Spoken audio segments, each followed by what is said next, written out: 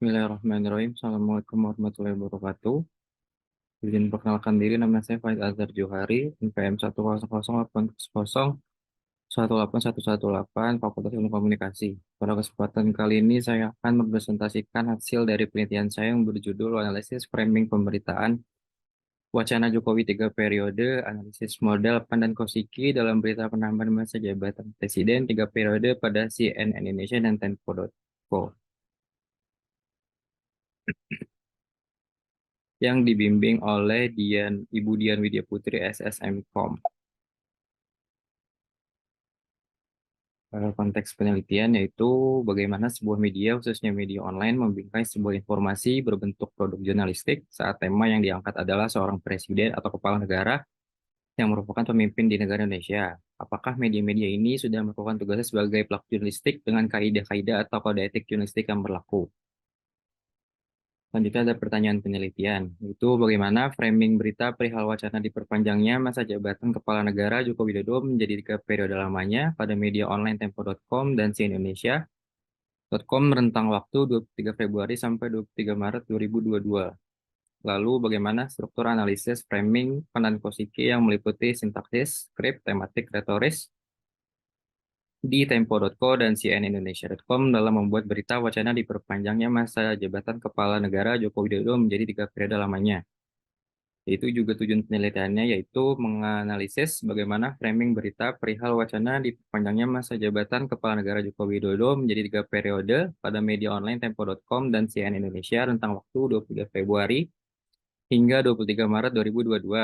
Kemudian menganalisis struktur analisis framing Pan dan Kosiki yang meliputi sintaksis, skrip, tematik, retoris, Tempo.com, dan cnindonesia.com dalam membuat berita wacana diperpanjangnya masa jabatan Kepala Negara Joko Widodo menjadi 3 periode lamanya. Berikut kerangka pemikirannya. Yang pertama itu dari pemberitaan masa jabatan, penambahan masa jabatan meliputi CNN Indonesia dan Tempo.com, lalu dianalisis dengan menggunakan analisis framing milik Zong Dangpan dan Gerald M. Kosiki yang meliputi struktur sintaksis, skrip, tematik, retoris. Lalu disimpulkan dengan pembikaian berita penambahan masa jabatan, lalu hasil analisis.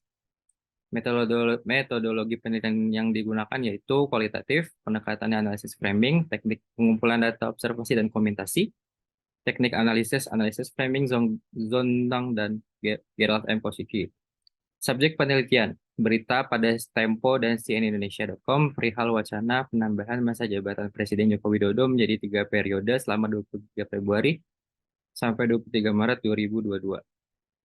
Hasil dan pembahasannya dilihat dari metode framing model Panan Kosiki, CNN Indonesia, dan Tempo.co secara keseluruhan, yaitu wartawan atau penulis berita tidak ada arah untuk memframing membingkai berita ke suatu tujuan. Judul berita yang digunakan dan isi berita yang ada sesuai dan tidak dibuat-buat.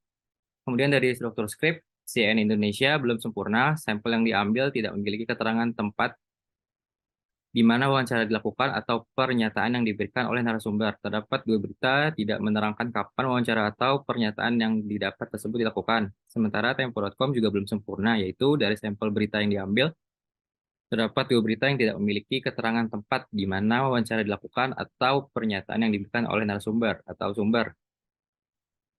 Semua sampel berita tidak menerangkan kapan wawancara atau pernyataan yang didapat tersebut dilakukan.